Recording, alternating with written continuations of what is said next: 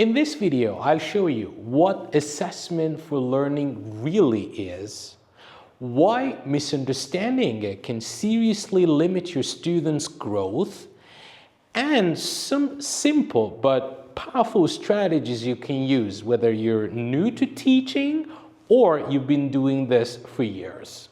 Let's rethink assessment together.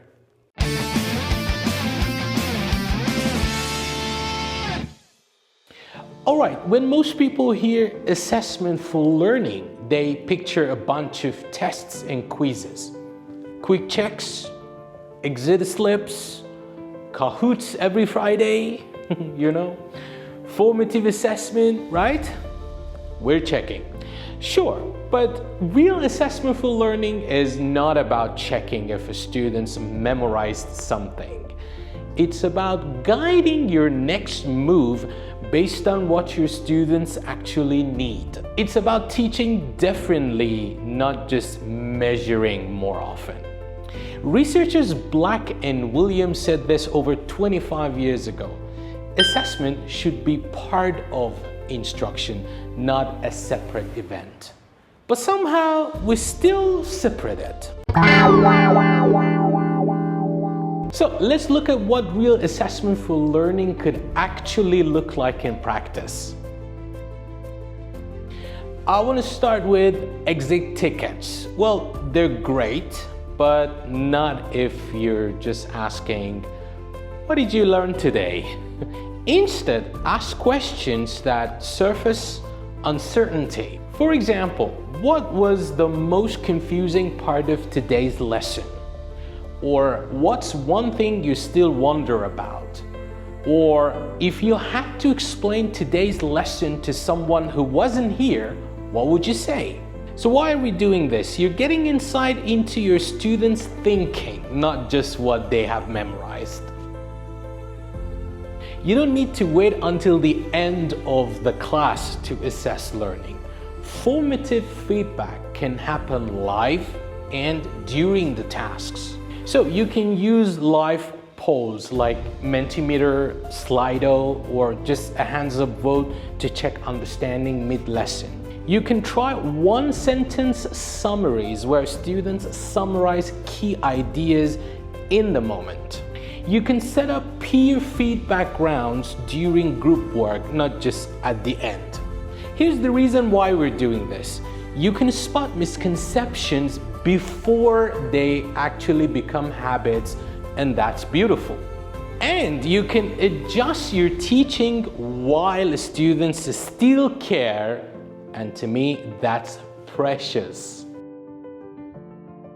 What about rubrics? Can we use them? Of course, rubrics are fine, but if students don't understand what success looks like, rubrics are just wallpapers. So what you can do is to build rubrics with students during project launches.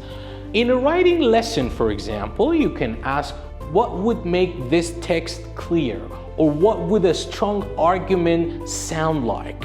So here's the point, when students co-create the criteria, they can internalize it much better. They can aim for higher because they know what higher actually means.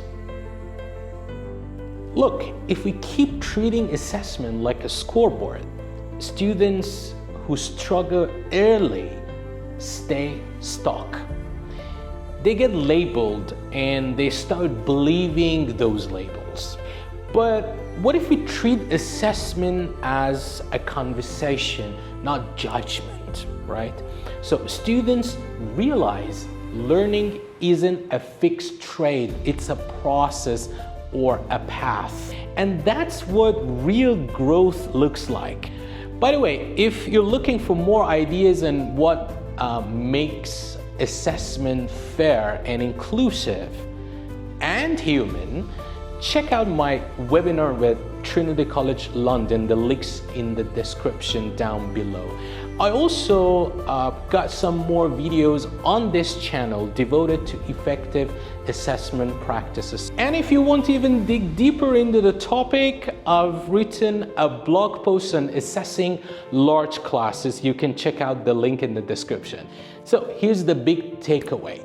Assessment for learning isn't about testing harder. It's about listening better.